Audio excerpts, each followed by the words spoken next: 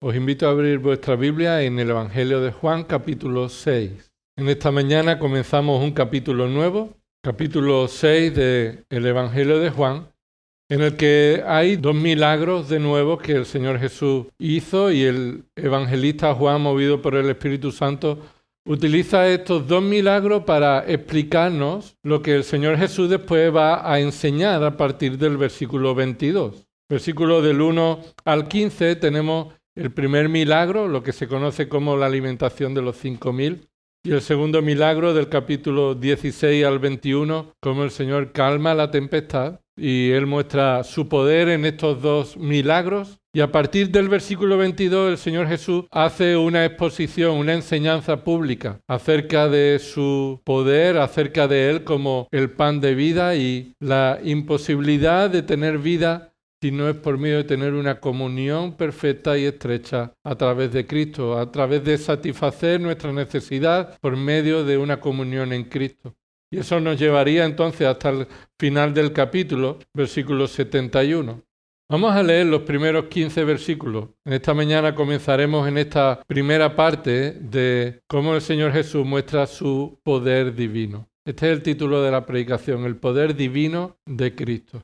Dice así la palabra del Señor. Después de esto, Jesús se fue al otro lado del mar de Galilea, el de Tiberias, y le seguía una gran multitud, pues veían las señales que realizaba en los enfermos. Jesús subió al monte y se sentó allí con sus discípulos, y estaba cerca la Pascua, la fiesta de los judíos. Entonces Jesús, alzando los ojos y viendo que una gran multitud venía hacia él, dijo a Felipe: ¿Dónde compraremos pan para que coman estos? Pero decía esto para probarlo, porque él sabía lo que iba a hacer. Felipe le respondió: 200 denarios de pan no les bastarán para que cada uno reciba un pedazo. Uno de sus discípulos, Andrés, hermano de Simón Pedro, dijo a Jesús: Aquí hay un muchacho que tiene 5 panes de cebada y 2 pescados. Pero, ¿qué es esto para tantos? Jesús dijo: Haced que la gente se recueste. Y había mucha hierba en aquel lugar, así que los hombres se recostaron, en número de unos 5.000. Entonces Jesús tomó los panes y, habiendo dado gracias, los repartió a los que estaban recostados, y lo mismo hizo con los pescados, dándoles todo lo que querían. Cuando se saciaron, dijo a sus discípulos: Recoged los pedazos que sobran para que no se pierda nada. Lo recogieron, pues, y llenaron 12 cestas con los pedazos de los 5 panes de cebada que sobraron a los que habían comido. La gente entonces, al ver la señal que Jesús había hecho, decía: verdaderamente este es el profeta que había de venir al mundo. Por lo que Jesús, dándose cuenta de que iban a venir y llevárselo por la fuerza para hacerle rey, se retiró otra vez al monte él solo. Uno de los mayores problemas en la vida es diferenciar las motivaciones correctas de lo que hacemos. Y no me refiero a si hacemos lo correcto o no. Me refiero a si tenemos la motivación correcta cuando hacemos lo correcto. Supongamos que podemos examinar nuestras acciones y concluimos que hay muchas de esas acciones que son buenas. Y son menos las que no son conforme a la voluntad de Dios. Pero cuando observamos que es tan importante lo que hacemos como la motivación de lo que lo hacemos, entonces deberíamos decir como el salmista en el Salmo 139, examíname, Señor, y conoce mi corazón, pruébame y conoce mis pensamientos, y ve si hay en mí camino perverso y guíame por el camino eterno. Porque no se resume todo a qué es lo que hacemos, sino la motivación que nos lleva a hacerlo. Es posible que tengamos malas motivaciones que nacen de nuestro deseo pecaminoso, escondidos detrás de buenas acciones. Es posible que hagamos cosas buenas o que lo que hagamos no sea visto negativamente, pero que haya rencor en lo que hacemos, que haya ira en lo que hacemos, que haya envidia, que haya soberbia, que haya orgullo. Y todos esos pecados estarían moviendo lo que hacemos, estaríamos pecando delante de Dios. Ahora tenemos dos opciones. La justificamos en nuestra mente. Esa sería una opción. En nuestra mente pasamos por alto esas motivaciones o la pintamos con pintura blanquecina, ya sea porque creemos que tenemos derecho a la defensa propia, al orgullo propio, a sentirnos mal, tenemos derecho a responder de esa forma. Ya sea que digamos que así somos y así moriremos y nadie nos puede cambiar, y aún así el Señor me salva como soy, podemos llegar a justificar. Este es mi carácter, no importa. Ya sea que me compare con otros y diga, bueno, hay otros que lo hacen peor que yo. Y justificamos todas estas motivaciones pecaminosas. Así me educaron, eso fue lo que yo recibí de mi casa, de mis padres. Soy resultado de la sociedad o de lo que hicieron conmigo, como enseña la filosofía humana. O tenemos la segunda opción, y es que cuando vemos que nuestras motivaciones son contrarias a la voluntad de Dios, confesamos nuestro pecado, rechazamos nuestro pecado y andamos en una dependencia del Señor en oración, en su palabra. No nos justificamos, no lo pintamos de blanco, sino que ponemos el foco en eso, vigilamos ese pecado. Ponemos un cartel ahí en nuestra mente, en nuestro corazón para decir, esto es pecado, este es este pecado. Y dependemos del Señor para que pueda ayudarnos a vencerlo. Aquellos que solo optan por la primera opción, que es justificar el pecado, darle una manita de cal, deben entonces reconocer que necesitan arrepentirse. Porque tarde o temprano recibirán lo que merecen sus actos y sus motivaciones. Aquellos que hemos sido redimidos por la sangre de Cristo, somos los que por la fe que Dios nos ha dado, hemos acudido a Cristo como nuestro Señor y Salvador. Y entonces ponemos el acento en nuestro corazón, porque sabemos que es en el corazón donde comienzan los pleitos, las guerras. Es en nuestro corazón donde sale lo que abunda y sale en nuestros actos y en nuestra boca. Y es en nuestro corazón donde necesitamos ser santificados. Vigilamos nuestras motivaciones, vigilamos nuestros deseos. Figuradamente, ponemos cámaras que controlen el pecado y que salte una alarma cuando esa motivación aparezca. Porque deseamos agradar a Dios, porque deseamos glorificar a Dios. Y eso incluye nuestras motivaciones. Y hermano, hermana, Dios va a permitir en nuestras vidas situaciones que nos van a exponer con esas motivaciones. Él va a permitir en nuestra vida una situación, una circunstancia en la que vamos a ser expuestos con la necesidad de arrepentirnos por pecados que pensábamos que no estaban ahí. Así que necesitamos crecer en humildad y en adoración, examinando nuestras motivaciones. Porque en este milagro y con estas personas que recibieron bendiciones de parte de Dios de ser satisfechos en su necesidad física, había motivaciones pecaminosas, motivaciones equivocadas. Y eso es lo que vamos a ver en este pasaje. No solamente el poder divino de Cristo, sino cómo su poder confronta a aquellos que tienen motivaciones equivocadas. Aquellos que parecen que vienen a Cristo porque reconocen quién es Él, pero en realidad vienen a Cristo porque solamente quieren recibir de Él cosas buenas. Mira lo que dice el versículo 26. Estas mismas personas que recibieron esta alimentación, recibieron la sanidad de los enfermos, la enseñanza del Señor Jesús, después continuaron siguiendo a Jesús. Y dice el versículo 24, mira, por tanto, cuando la gente vio que Jesús no estaba allí, ni tampoco sus discípulos, subieron a las barcas y se fueron a Capernaum buscando a Jesús.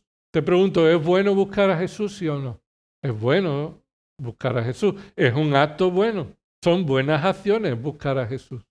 Y dice el versículo 25, cuando le hallaron al otro lado del mar, le dijeron, Rabí, ¿cuándo llegaste acá? Jesús le respondió y dijo, en verdad os digo, me buscáis no porque hayáis visto señales, sino porque habéis comido de los panes y os habéis saciado. ¿Cuándo llegaste acá? ¿Él respondió a la pregunta? No. Él directamente los confrontó con su mala motivación.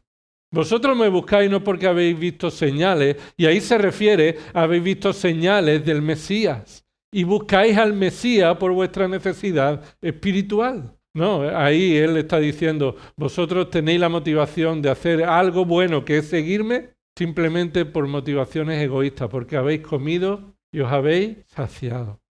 Y eso es lo que expone también la motivación de nuestro corazón, hermano. ¿Por qué seguimos a Cristo? ¿Por nuestro interés egoísta? por motivaciones egocéntricas, por alguna razón que no tiene que ver con Él, sino conmigo? ¿Por qué seguimos a Cristo? ¿Pensando que la vida nos va a ir bien sin problemas? ¿Pensando que Él nos va a dar todo lo que deseamos? Esa no debe ser nuestra motivación de seguir a Cristo. Esas son las bendiciones de seguir a Cristo, pero no la motivación. Si conviertes que tu motivación es solo recibir las bendiciones, sin reconocer que Él es quien es, y Él merece ser seguido, Él merece ser reconocido como Dios, Él merece nuestro arrepentimiento, Él merece nuestra adoración, y después le adoramos por las bendiciones que nos da sin merecerlas, eso es la motivación adecuada.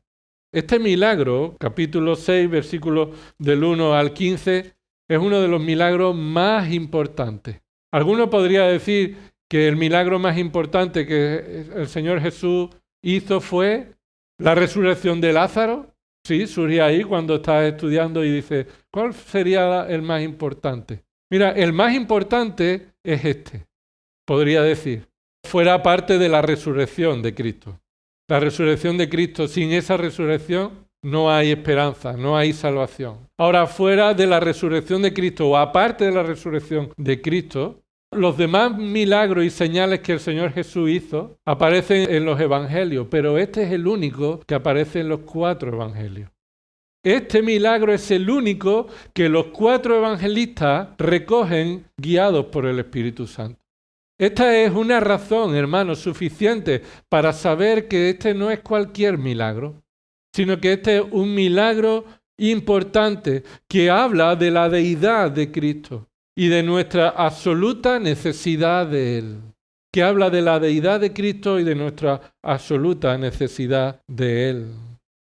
Un milagro que nos confrontará con la verdadera motivación que nos mueve a hacer lo que hacemos, que nos lleva a demostrar o reconocer nuestra absoluta necesidad de dependencia de su provisión, de Él como el pan de vida. Nos da la confianza para seguir confiando en su plan, dirigiendo así todos los eventos de la historia. Pero hay un detalle de este milagro que también debemos destacar antes de entrar en el texto mismo. Y es que en este pasaje encontramos a Jesús huyendo de los que le buscan.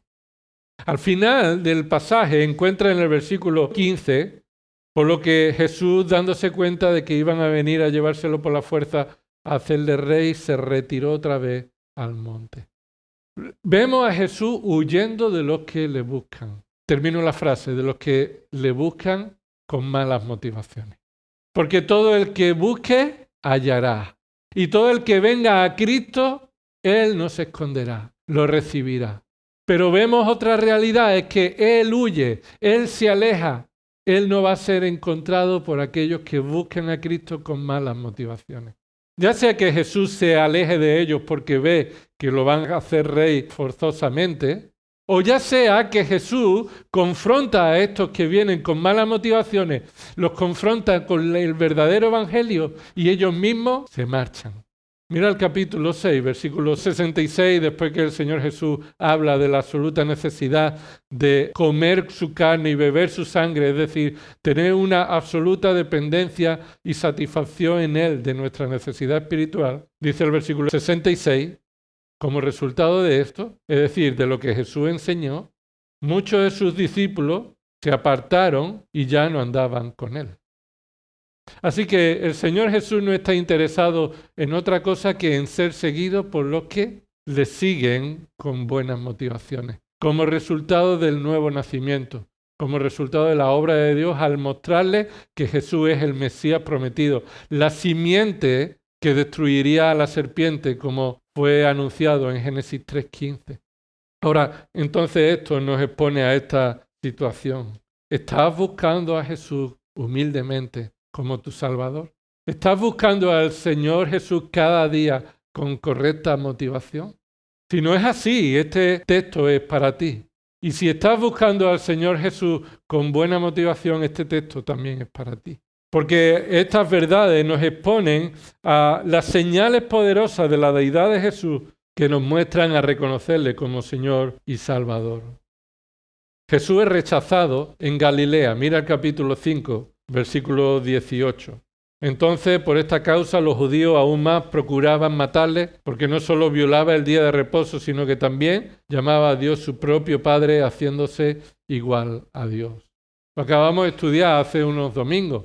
Estos judíos rechazaron a Jesús habiendo recibido el testimonio de que Él es Dios. Pero no solamente Él es rechazado en Judea, sino que en este pasaje se nos muestra que Él también es rechazado en Galilea. Es rechazado en todo lugar donde Él iba.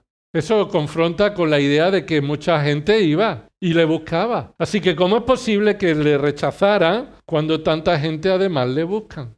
Y la respuesta está en las motivaciones de aquellos que le buscan. El pueblo quería un Mesías político. El pueblo quería a alguien que les proveyera sustento y libertad de los romanos. Pero Jesús les muestra que Él es, en su primera venida, quien vendría a pagar la culpa de los pecadores. Que Él es el Mesías prometido, que en primer lugar vendría a morir en el lugar de los pecadores. Que era necesario que Él padeciera todas estas cosas y que después entrara en la gloria, como las Escrituras enseñan. Cuando ellos supieron esto, entonces, los que tienen malas motivaciones, abandonan al Señor Jesús.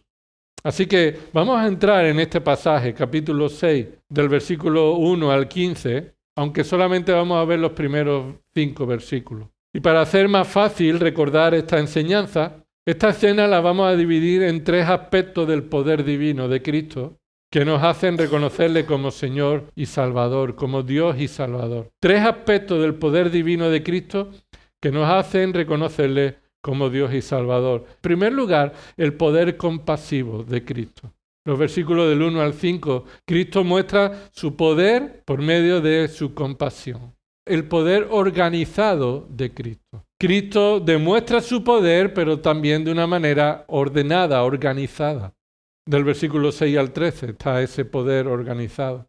Y en tercer lugar, vamos a ver el poder providencial de Cristo, los versículos 14 al 15. El poder compasivo de Cristo, el poder organizado de Cristo, el poder providencial de Cristo. Empecemos en esta mañana el primer aspecto que vemos en este pasaje acerca del poder divino de Cristo. Y es que Él tiene un poder compasivo. El poder de Cristo es un poder compasivo. Dice el versículo 1, después de esto. ¿Qué significa después de esto? Bueno, se refiere a lo que ha dicho en el capítulo 5, Él sana a un paralítico y Él demuestra ser el Hijo de Dios por medio de una predicación, porque los judíos lo acusaban de blasfemar. Ahora, cuando dice el texto después de esto, Juan está queriendo continuar la narración, a darle una continuidad a su narración, pero no sucede inmediatamente después. Después de esto no significa inmediatamente después de esto, sino que sucedió después, pero no de manera inmediata. En el capítulo 5, versículo 1 dice, después de esto se celebró una fiesta de los judíos. Y no se sabe muy bien qué fiesta era esa de los judíos. Puede ser 2 fiestas más importantes, la de los tabernáculos o la fiesta de la Pascua. También vemos que en el texto se nos dice en el capítulo 6, versículo 4, y estaba cerca la fiesta de la Pascua. Así que si en el capítulo 5, versículo 1, la fiesta de los tabernáculos fuera esa, entonces hay 6 meses entre el capítulo 5 y el capítulo 6. Si fuera la Pascua en el capítulo 5, versículo 1, tenemos un año entero desde una escena hasta la otra. Así que lo que sabemos exactamente es que mínimamente han pasado 6 meses. Lo cual esto indica que ha sido un tiempo suficiente para que el Señor Jesús continúe haciendo milagros que están recogidos en otros evangelios y que en el Evangelio de Juan no se recogen, ya que Juan tiene el propósito de centrar su enseñanza en lo que Jesús hizo para demostrar que Él es el Hijo de Dios. Ahora, en los otros 4 evangelios, por ejemplo, en el Evangelio de Mateo, capítulo 14, encontramos esta escena de nuevo. Los discípulos de Juan el Bautizador llegaron y recogieron el cuerpo y lo sepultaron, el cuerpo de Juan el Bautizador, en Mateo 14, versículo 12. Así que antes de esta alimentación de los 5.000, Mateo nos dice que Herodes mató a Juan el Bautizador y los discípulos de Juan el Bautizador recogieron el cuerpo, lo sepultaron y fueron a Jesús Posiblemente fueron a Jesús no solamente para informarles de que Juan había muerto, sino para que muchos de los discípulos de Juan ahora siguieran a Jesús. Posiblemente muchos de los que vinieron siguiendo a Juan y siguen a Jesús fueran los que en el versículo 66 se fueran también después de escuchar a Jesús. Así que el Señor Jesús, dice Mateo 14, versículo 12, cuando le comunicaron esto a Jesús, Jesús tomó la decisión de irse con sus discípulos a un lugar apartado. Así que, ¿por qué el Señor Jesús empieza, como dice el versículo 1, yéndose al otro lado del mar de Galilea? ¿Cuál es la razón por la que se va al otro lado de ese mar? En primer lugar, Mateo 14 nos dice porque está protegiendo y cuidando a sus discípulos de la persecución que Herodes podía traer al haber matado a Juan el Bautizador. En segundo lugar, la razón por la que ellos cruzan el mar y abandonan ese lugar es porque los apóstoles lo necesitaban. En Marcos, en el otro pasaje paralelo, en Marcos capítulo 6, antes de este relato de la multiplicación de los panes y de los peces, hay una escena anterior. En el versículo 30 al 31 dice así: los apóstoles se reunieron con Jesús y le informaron sobre todo lo que habían hecho y enseñado, dice el texto. Y él les dijo: venid, apartaos de los demás. De los demás se refiere a los demás discípulos, es decir, estaban los 12 apóstoles y el resto del grupo más amplio de discípulos de Jesús, apartados de los demás a un lugar solitario y descansad un poco. Así que el Señor Jesús se aparta con los 12 y se va a otro lugar para que los apóstoles descansen. ¿Descansen de qué? Bueno, ya vemos en Marcos, en el capítulo 5, que el Señor Jesús los mandó a predicar el Evangelio de 2 en 2. Así que fueron predicando el Evangelio y dice el texto de Marcos 6, versículo 31, porque había muchos que iban y venían y ellos no tenían tiempo ni siquiera para comer. Así que los apóstoles estaban reventados, como diríamos aquí, ¿verdad? Estaban cansados, estaban necesitados de un descanso y el Señor Jesús entonces se los lleva. Y entonces no solamente Marcos describe que Jesús fue informado de la muerte de Juan el Bautizador, sino que coincide en el tiempo con el regreso de los 12. Y los 12 llegan de predicar el Evangelio, llegan cansados, no han tenido tiempo ni de comer con la gente que iban y venían para ser atendidos por ellos. Así que el Señor se los lleva para cuidarlos, protegerlos y para darles descanso, darles sustento. Y este es el primer aspecto que vemos del poder de Cristo, que Él está cuidando de sus apóstoles para proveerles y para cuidarles con fidelidad, después de haber servido al Señor con sacrificio. El Señor tiene compasión de aquellos que le sirven y le sirven con fidelidad.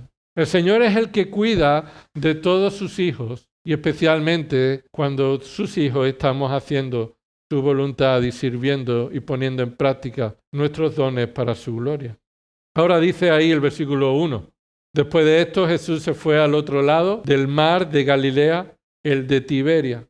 Esa es una referencia geográfica de un mar de agua dulce, no salada, de donde el Jordán desemboca. Al otro lado de Galilea significa que estaban en Galilea y se fueron al lado contrario al de Galilea. Ese lago se conoce también como el lago de Tiberia, porque cuando Juan escribe este evangelio cerca del año 90, es el nombre que ese lago se le conoce.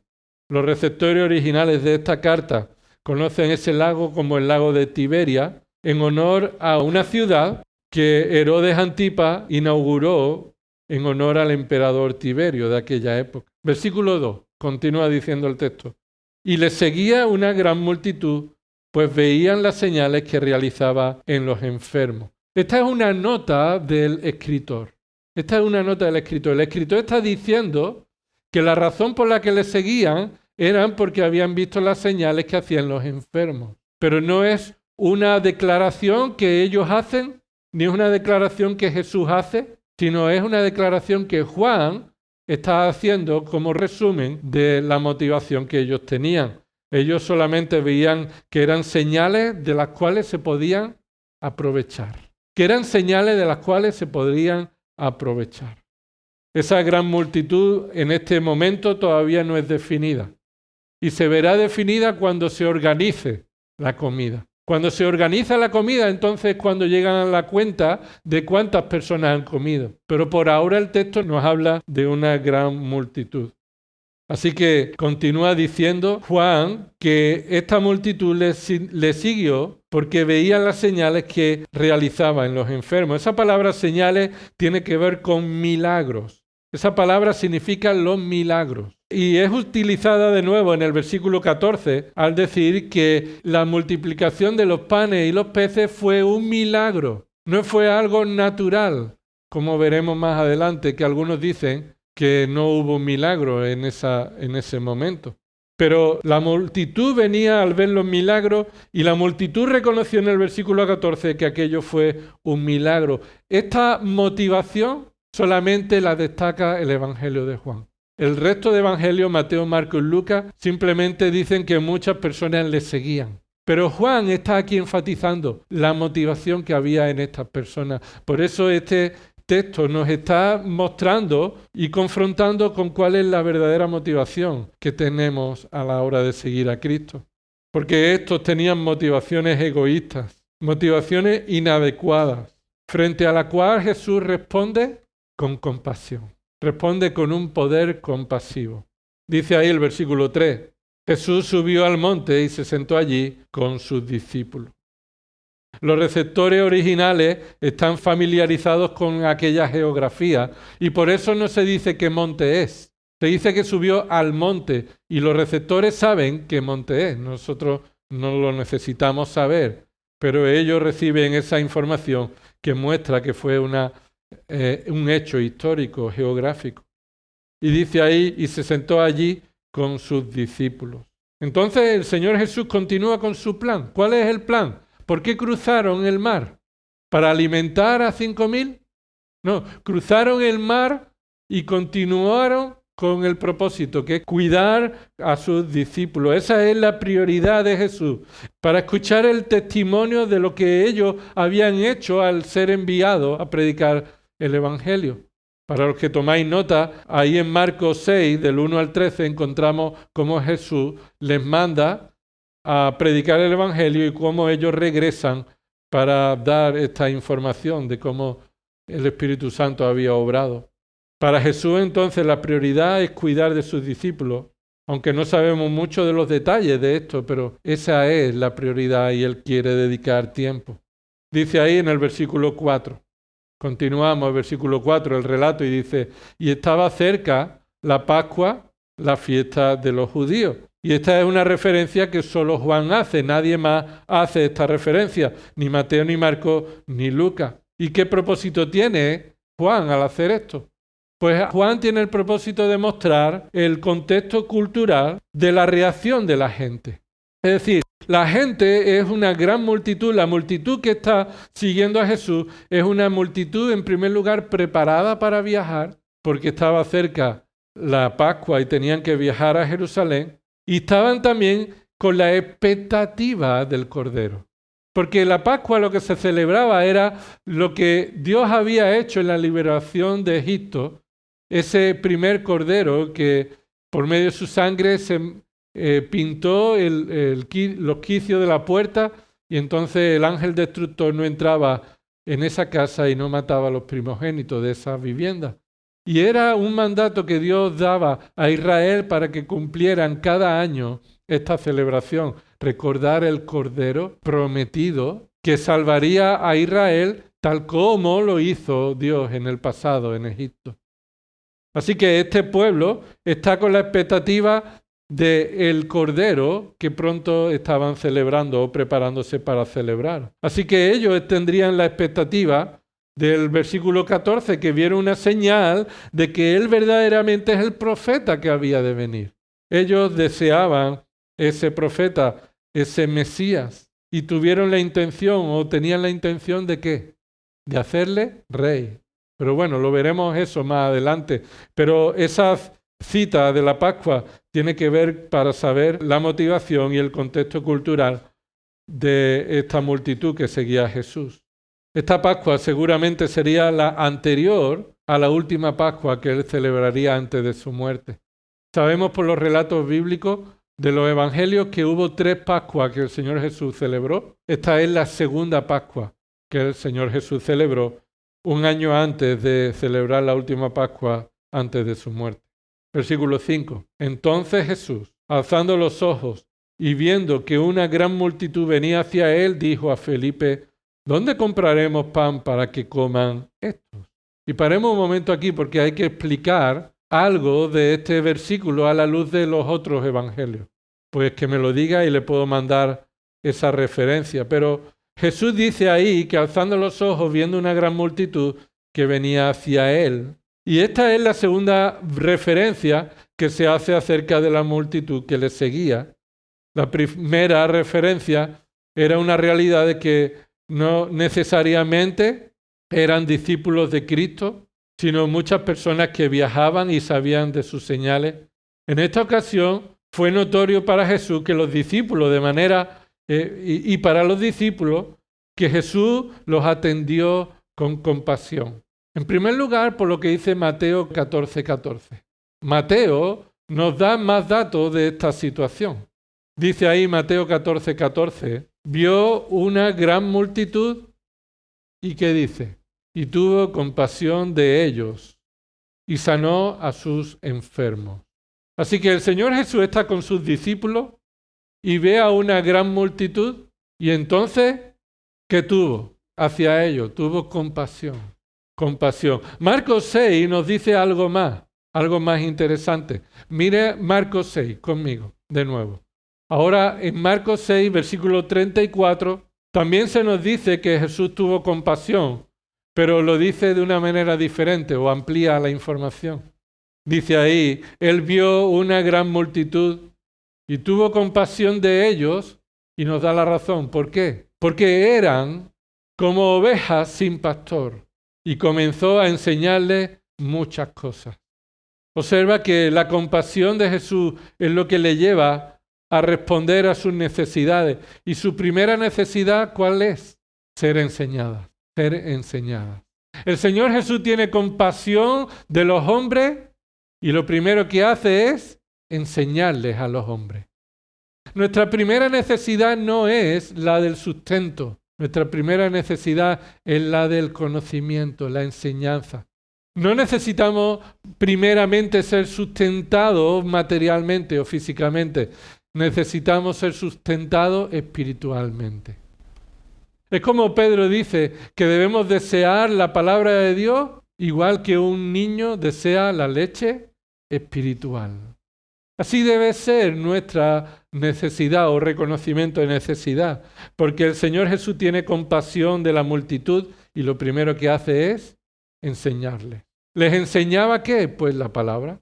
Les enseñaba continuamente la necesidad que tienen de arrepentirse de sus pecados y creer en Cristo como Señor y Salvador. Y de muchas maneras diferentes el Señor los confrontaba con su pecado. Aquellos que creían no tener pecado, el Señor les mostraba su pecado por medio de parábolas. Aquellos que se justificaban a ellos mismos, el Señor les enseñaba también las razones por las que no eran justos. Así que la primera forma en la que el Señor demuestra su compasión para ellos es reconociéndolos como ovejas sin pastor. Y una oveja necesita un pastor para ser guiado. Y la palabra de Dios es aquello que nos guía. Y recuerda cómo el salmista David el rey, siendo también salmista, escribió el Salmo 23. Y él muestra que él es la oveja de Jehová, que es su pastor. Y la forma en la que habla del cuidado de Jehová sobre él tiene que ver con sustento, pero sobre todo un sustento espiritual. Él es el que nos lleva a aguas limpias, el que nos lleva a pastos limpios, el que nos hace reposar. Así que el Señor Jesús no solamente está cuidando del reposo de los apóstoles, sino también está buscando el reposo de la multitud, la alimentación espiritual.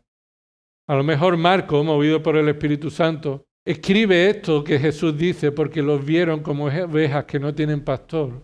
Al verlos sentados todos a la hora de comer, ¿verdad? ¿Qué dice que les dijo cuando les iba a dar de comer? Les dijo a los apóstoles que se sentaran todos. Y dice ahí porque en ese lugar había gran cantidad de hierba. Posiblemente sea en ese momento cuando los apóstoles ven el testimonio de que Jesús los está tratando como ovejas que no tienen pastor.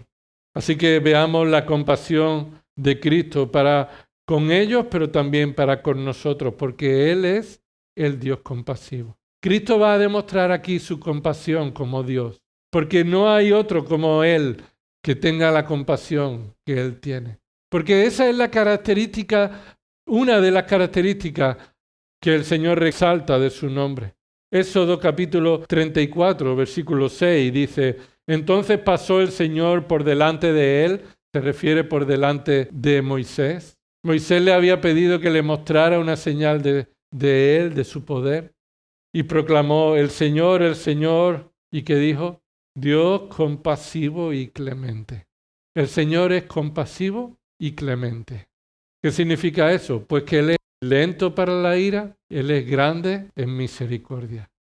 Él guarda la misericordia a millares, Él perdona la iniquidad, la transgresión y el pecado, y no tendrá por inocente al culpable, es decir, no considera al culpable como alguien inocente, sino al culpable lo reconocerá culpable, pero para Él habrá perdón del pecado. Él castigará la iniquidad de los padres sobre los hijos y sobre los hijos de los hijos hasta la tercera y cuarta generación. Es decir, Él no va a cambiar en la actitud de castigar al impío.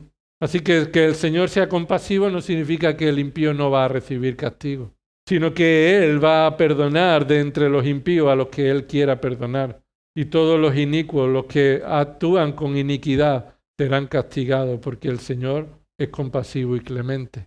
El Salmo 78, versículo 38, dice el salmista: mas Él, siendo compasivo, perdonaba sus iniquidades y no los destruía. El Señor era compasivo con su pueblo, que era duro de corazón. Y una y otra era rebelde contra Dios. Y Dios no los destruyó. ¿Por qué no destruyó a Israel? ¿Por qué? Porque Él es compasivo. Esa es la razón por la que el salmista alaba al Señor. Muchas veces contuvo su ira y no despertó todo su furor, sino que Él fue compasivo. El Señor Jesús vio a la multitud y sabía que la multitud lo seguía con malas motivaciones, pero Él se paró, vio a la multitud y dijo: tengo compasión de ella. Y les enseñó, de nuevo otra vez. Y les enseñó y los trató como ovejas sin pastor. Y les mostró también milagros y sanó sus enfermedades. Y dijo a Felipe: ¿dónde compraremos pan para que coman esto? Dice ahí en el versículo 5. ¿Y dónde compraremos pan para que coman esto? Juan comienza en este punto y está ignorando voluntariamente lo que ha sucedido entre que Jesús tuvo compasión de la multitud y enseñó a la multitud hasta llegar a esta pregunta. Es decir, Juan se ha saltado todo lo que los demás evangelistas han dicho que sucedió. Pero para nosotros es necesario también entender qué sucedió porque tenemos toda la Escritura revelada. Y podemos entender que no pasó directamente el Señor Jesús a preguntarle a Felipe esto.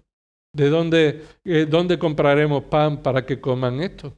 Mira lo que dice Lucas. Y hermano, vamos a andar un poquito para atrás y para adelante porque es necesario entender qué sucede aquí. Mateo, Marcos, Lucas describen que fueron los discípulos los que le pidieron a Jesús que le dijera a la multitud que se fuera. Juan se salta eso porque su propósito es mostrar el milagro, el poder de Cristo, el poder divino. Pero necesitamos ver con quién está también tratando el Señor Jesús. Con apóstoles necesitados de descanso, pero también apóstoles débiles, creyentes débiles, como tú y como yo. Mira lo que dice ahí el versículo 12 de Lucas 9. El día comenzaba a declinar, esto es que ya llevaba durante mucho tiempo el Señor Jesús atendiendo a esta multitud y llegó un momento en que el día empezaba a declinar, significa que el sol empezaba a oscurecerse y empezaba a esconderse. Y acercándose los 12, le dijeron, es decir, recuerda que Jesús está enseñando, que Jesús está haciendo milagros, sanando enfermos, y no dejan de venir. no dejan de venir. Y los apóstoles han llegado de estar ahí predicando el Evangelio, cansados, y vienen con la expectativa de tener un tiempo de descanso, y ellos dicen, mira, ya se está haciendo de noche, yo ya no puedo más. Estoy trayendo una paráfrasis coloquial para entender lo que está sucediendo. Yo ya no puedo más. Ya se está haciendo de noche. ¿Será que debamos cortar esto ya, no? ¿Cuándo va a parar el maestro? Bueno, le vamos a decir al maestro que hay necesidades para esta multitud, que esa es una razón aparentemente buena, ¿verdad? Pues mira, por el buen interés de la multitud, dile a la multitud que se vaya. Dice ahí el texto, despide a la multitud para que vayan a las aldeas y campos de alrededores y hallen alojamiento y consigan alimentos, porque aquí estamos en un lugar desierto. Paréntesis, desierto no significa desértico. Desierto no significa seco en arena o con piedras solamente. Desierto significa que no hay una población cercana. No hay aquí muchas viviendas donde poder comprar. Tendrán que alejarse hasta donde haya un lugar donde encontrar aldeas y alojamientos. Vuelve conmigo ahora a Mateo 14. Mateo 14 nos da la respuesta que Jesús le hace a estos discípulos. Aparentes discípulos que miran por la multitud, ¿verdad? Dicen, hombre, habrá que cuidar de ellos, ¿no? Diles que se vayan ya, vamos a cortar el grifo, que vayan a un sitio, busquen dónde comer, dónde dormir. Y el Señor Jesús, ¿qué les dice? Dice Mateo 14, 16, pero Jesús les dijo, no hay necesidad de que se vayan, dadle vosotros de comer. ¿Para qué hablamos? ¿Para qué hablamos? Nosotros queriendo que se vaya esta multitud, que podamos descansar, y ahora a nuestro maestro nada más que se le ocurre esta genial idea de que nosotros le demos de comer. Pero Juan no la describe, pero estamos observando que aún los discípulos no tienen motivaciones adecuadas. Aún los discípulos que están siguiendo a Jesús, habiendo visto los milagros que el Señor Jesús hacía, llega un momento que quieren poner límite a la misericordia y la compasión de Jesús y dicen, ya está bien, mándalos por ahí. El Señor Jesús le dice, no tienen necesidad de irse, dadle vosotros de comer. Esa es la compasión que el Señor continúa teniendo, usando a su iglesia para tener compasión de otros. Eso es lo que Dios continúa haciendo con los creyentes, que como hemos recibido compasión, obedezcamos al Señor por compasión de otros. Que prediquemos el Evangelio por compasión a otros. Que sirvamos a los demás por compasión, como el Señor lo tuvo con nosotros. Porque no solamente esperamos que el Señor tenga compasión de los necesitados, sino que el Señor nos manda a la iglesia a que nosotros tengamos compasión de ellos. Santiago lo dice de esa manera, exponiendo la verdadera fe frente a la fe falsa. La fe que Dios provee es la que produce buenas obras, y entonces Santiago dice, porque quien ve a su hermano pasar necesidad y le dice, ve en paz. Eso no es muestra de la fe verdadera, eso no es amor. Como hemos recibido compasión, así debemos tener compasión con los demás. Y eso es lo que el Señor Jesús quiere confrontar a estos discípulos. Fue una respuesta muy incómoda, ¿verdad? Y escucha, más de una vez nuestra reacción es como la del Señor Jesús. ¿Ahora quieres que yo te sirva? A ver, yo te sirvo, pero cuando me venga bien. De verdad, yo te sirvo cuando me venga bien. El sacrificio de tener que servirte y hacer tu voluntad, eso tú tendrás compasión de mí, ¿no? Querrás que yo esté descansado, ¿no? El Señor Jesús les confrontó a los apóstoles que servir al Señor no tiene horario. Hermanos, servir al Señor no tiene horario. Nuestra obediencia y servicio al Señor debe ser disposición 24/7. Por supuesto, no voy a descuidar a mi familia para irme a servir al Señor, porque eso es servir al Señor, cuidar de mi familia. Pero en muchas ocasiones ponemos excusa para no servir al Señor, que tengo otras cosas que hacer y que tengo que descansar y que estoy muy ocupado. Pero en muchas ocasiones eso expone que es nuestro pecado de poner límite a la compasión que el Señor nos manda que mostremos. Pero Jesús sigue enseñándonos la importancia de responder nosotros a la necesidad de los hermanos y de cumplir así el ministerio. Segunda de Corintios 3, versículo 4 dice, y esta confianza tenemos hacia Dios por medio de Cristo. ¿Qué confianza tenemos hacia Dios por medio de Cristo? Pues que no somos suficientes en nosotros mismos para pensar que cosa alguna es cualquier cosa que nosotros hagamos procede de nosotros, sino que nuestra suficiencia es de Dios. Y cuando no puedo, es de Dios quien dependo para poder hacer su voluntad. Segunda de Corintios, capítulo 6, versículo 1, nos dice así: y como colaboradores con Él, y subrayo esa palabra, colaboradores con Él. Los creyentes hemos sido llamados a ser colaboradores de Cristo. Dios quiere hacer su obra por medio de su iglesia. Y como colaboradores con Él, también os exhortamos a no recibir la gracia de Dios en vano. Pues Él dice: en el tiempo propicio te escuché, en el día de salvación te socorrí. He aquí ahora es tiempo propicio, he aquí ahora es el día de salvación. Versículo 3. No dando nosotros en nada motivo de tropiezo para que el ministerio no sea desacreditado.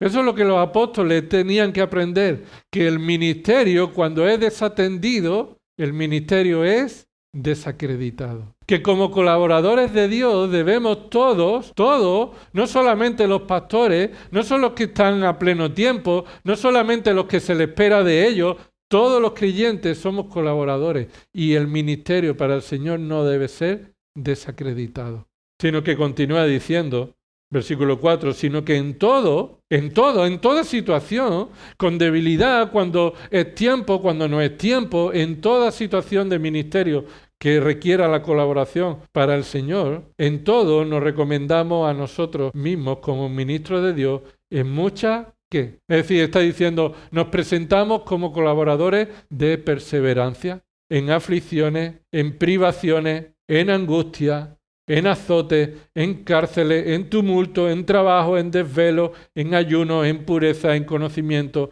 en paciencia, en bondad, en el Espíritu Santo, en amor sincero, en la palabra de verdad, en el poder de Dios, por armas de justicia para la derecha y para la izquierda, en honra y en deshonra, en mala fama, en buena fama, como impostores pero veraces, como desconocidos pero bien conocidos, como moribundos y he aquí vivimos, como castigados pero no condenados a muerte, como entristecidos mas siempre gozosos, como pobres pero enriqueciendo a muchos, como no teniendo nada aunque poseyéndolo todo. Hermanos, servir al Señor Jesús requiere nuestra dependencia de Él para perseverar, para que el ministerio no sea blasfemado, el tuyo y el mío, continuamente, cuando es pertinente y cuando no. Cuando estoy cansado o cuando estoy descansado. Cuando toca y cuando no toca, según mi opinión. Así que la respuesta de los discípulos al mandato de Jesús para que atendieran la necesidad de la multitud debe ser atendido con obediencia, como a partir de ahí vemos. Ahora, hay que aclarar algo, y es que el Señor Jesús no está diciendo a los discípulos que la iglesia es llamada a alimentar a todos los necesitados de todo el mundo, a la labor social, a la justicia social. En primer lugar, porque la multitud que alimentó no eran pobres, sino una multitud que buscó a Jesús y para alcanzar esa sanidad o esas bendiciones materiales, al final se quedaron sin alimento. Pero no es que no tuvieran dinero, no es que no tuvieran alimento, sino que llegaron al punto en que se quedaron en ese momento puntualmente sin comida. Más adelante, esos mismos buscaron al Señor Jesús y le dijeron, versículo 26, bueno, habéis venido porque habéis comido, habéis saciado. ¿El Señor Jesús les volvió a dar de comer? No vemos que le diera de comer de nuevo. Sí hay mandato a la iglesia para que atienda las necesidades de los creyentes de la iglesia. Y esos son los mandatos del Nuevo Testamento, que la iglesia debe atender las necesidades de sus miembros. Por supuesto, también como testimonio personal, cuando tú ves que alguien tiene necesidad, debes atender a su necesidad. Pero no es un mandato que la iglesia como cuerpo de Cristo deba ejercer un ministerio de ayuda social. No hay mandato en la Escritura para ello, sino que somos llamados a cumplir con el ministerio, como Dios ha dicho, para con la iglesia y de manera personal para aquellos que estén a nuestro entorno y podamos ayudar en la forma en la que el Señor lo permita. Recuerda Gálatas 2, 9 y 10, cuando Pablo le dice que los apóstoles de Jerusalén le dijeron que no se olvidaran de atender las necesidades de los pobres, de lo cual yo también estaba deseoso de hacer. Y se refiere de los pobres de la iglesia en Jerusalén. Que si él iba a predicar a los gentiles, no se olvide de los creyentes judíos que estaban en Jerusalén. O Hechos capítulo 11, versículo 29, cuando los discípulos, conforme a lo que cada uno determinaron enviar para la contribución de los hermanos que habitaban en Jerusalén. Ahora, versículo 5, mira cuando dice Juan 6, 5. Entonces Jesús, alzando los ojos y viendo que una gran multitud venía hacia él, dijo a Felipe: ¿dónde compraremos pan para que coman esto? Ahora sí es cuando Jesús le pregunta a Felipe, cuando los apóstoles reciben el mandato de ir y darle vosotros de comer. Y el Señor Jesús entonces le pregunta a Felipe, posiblemente porque Felipe es de esa zona, natural de esa región, podría conocer los lugares, aunque realmente el motivo de esa pregunta la tenemos en el versículo 6, ¿verdad? Porque el Señor Jesús quería probar a Felipe, probarle con esta pregunta. El Señor Jesús entonces le pregunta y le dice: ¿por qué? ¿Dónde compraremos pan para que coman esto? Y esa es una pregunta que pone a prueba a Felipe y sigue poniendo a prueba a cada uno de nosotros. Porque dice Juan, versículo 6, Jesús, pero decía esto para probarlo, porque él sabía lo que iba a hacer. Es decir, Dios todavía y siempre sabe qué va a hacer. Y nosotros nos encontramos en muchas situaciones en las que no sabemos cómo hacer. Pero nos encontramos también en situaciones en las que, no sabiendo cómo hacer, nuestra respuesta debe ser depender de Él. ¿Y qué fue la respuesta de Felipe? Versículo 7.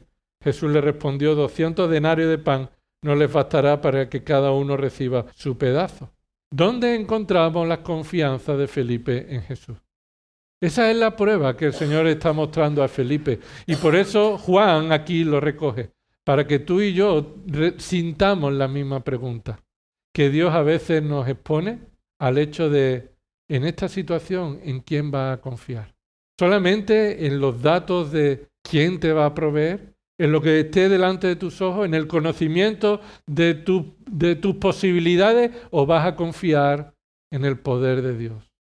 Esa es la prueba que Felipe estaba exponiéndose en su fe. Y continuaremos esto con el domingo que viene, si Dios quiere.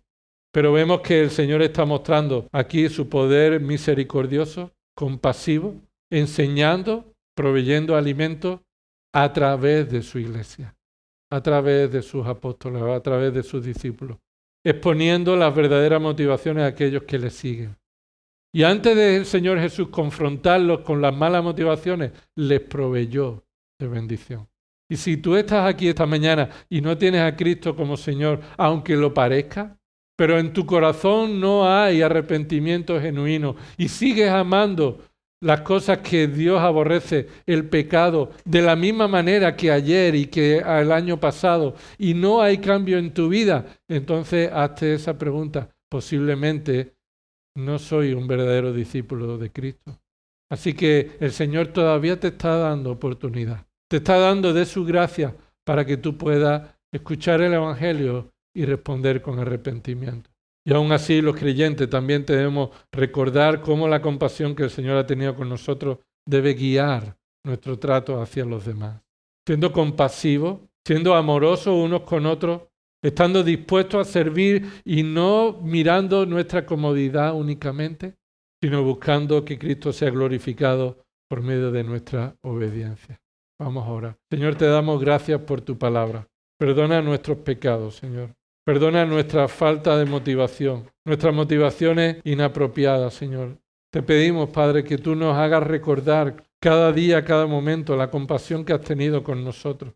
Y cómo esa compasión es la que nos ha llevado a ser hijos tuyos, por gracia y no por obras nuestras. Por eso te pedimos, Señor, que sigas teniendo compasión de los que no han creído en ti, para que crean, se arrepientan, tú les des la fe y tú los salves.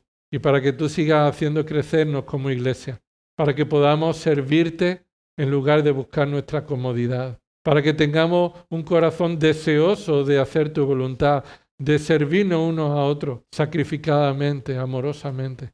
Pero Señor, también esto requiere que confesemos nuestros pecados. Por eso te pedimos, Señor, que examine nuestro corazón, Señor, y tú nos expongas a los pecados que deben ser quitados de nosotros. Y nos ayude, Señor, a seguir creciendo en la humillación, en nuestra humildad, en nuestra dependencia y señorío de Cristo en obediencia. A ti sea la gloria en el nombre de Cristo Jesús. Amén.